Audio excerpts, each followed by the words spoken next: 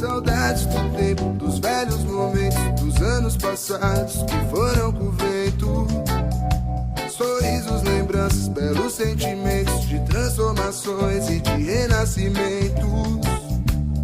Praias, viagens pela madrugada, nossa rotina era o pé na estrada. Sempre feliz e sem pensar em nada. Paisagem mais bela é o sorriso da amada. Contava as estrelas, manto prateado, sentia o calor de um abraço apertado. Fazia minha boca tocar o seu lado, lua iluminava com Bob no rádio.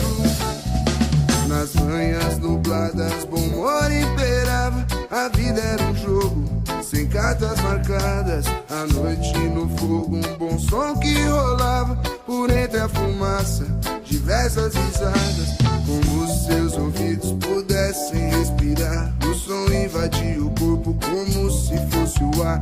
O som tomava forma, sensação de bem-estar. Momentos de magia, muitas formas para amar. Marcas de batom na borda de um copo plástico. Peito, euforia, abraços e sofás.